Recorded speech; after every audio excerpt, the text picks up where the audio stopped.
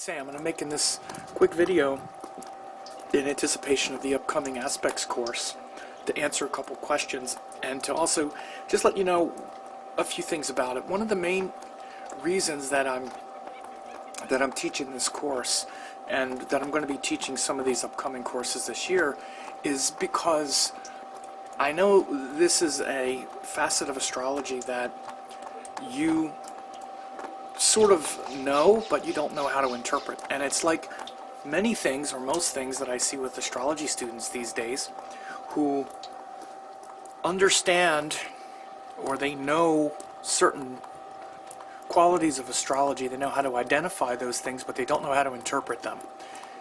It's really important, and the whole function of aspects and what you'll be learning is how to see the shared influences that are pervasive in the chart and how the planets modify what you might see on the surface as something like an exalted or debilitated or this or that, something that you've learned how to identify, but then you don't really know how to add nuance. And that nuance is really the most important part of making interpretations rather than just identifying things and having everything separate, having something that you've identified be totally separate from the bigger picture. Aspects are one of the most important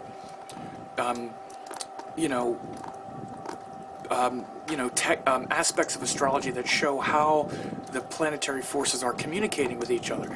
So that includes things like the yogas and the Raj yogas. So we're going to be talking about the yogas as well, because when planets aspect each other, they form yogas, Raja yogas, which produce results at different times. All of this is what's going to be researched and shown. So again, one of the things that is lacking in most students' interpretations is the capacity to really give voice to how the energy is moving through the chart. So by identifying the aspects and really knowing how they work and why they work the way they do, and how they form yogas with other planets, and then how those results awaken and fructify at a specific time, that's really the thing. And so again, it's a way for you to just really tighten up and bring all these things together that you've probably heard of and that you are sort of studying or that you can kind of identify, but you don't really know how to interpret very well. You know, one of the biggest problems with astrology students these days is it's almost like the whole point of, quote, studying is to just find more things that you can identify. I mean, it's really kind of a pointless exercise. You don't need to identify more things, probably. If you could actually really interpret the things that you can identify, then you would be doing really good work.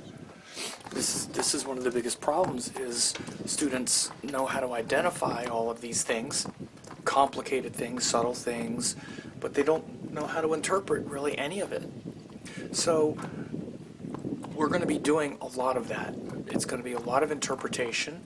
You're going to see how to interpret all of these things that you've been able to identify. And it's going to get into a lot of things that aren't just about aspects, but of course being able to identify the aspects, being able to see how they work, case studies and examples of them working, not just in a chart, but also by transit in the sky, and all of that. So this is really the way it works, is taking stuff that, integral pieces of the practice and interpreting them, not just gathering more stuff, not just trying to gather some other thing that you think is much more complicated, so I need to figure that out. Not even figure it out, but, identify it. Let me identify something else. Identify this. Now I'm going to identify that technique. Now I know how to identify that. It's just identifying things. It's not interpreting. If you probably don't need to identify anything else. If you know how to identify a planet and a sign and the house and the dasha and the aspect, and you can identify these things, you need to learn how to interpret them. That's what's important, not identify more stuff.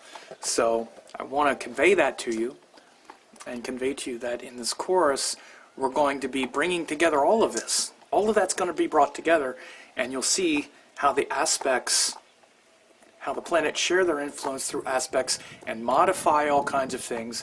Again, well, some of the things that students identify and put way too much importance on are things like exalted and debilitated. This is probably some of the most over-identified and misinterpreted things in astrology.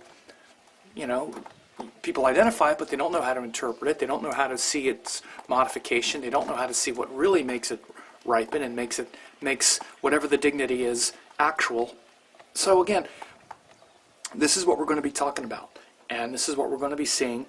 And it's the first in a group of classes where I'm going to also be focusing on, nakshatras, and I'm going to be also doing a whole course on yogas themselves, and then also harmonic charts. So that's coming up. But for now, this aspects course is about to start, and I'm sure it can really help you bring things into a tangible, interpretive form, rather than just, oh, I know what aspects are, this aspect's there, that aspect's there, I got it. Do you really got it? Like, can you explain it? This whole illusion that because you can identify it, you somehow know it. Believe me, I get it, because I've been identifying aspects for 15 years, and I'm still getting more insight.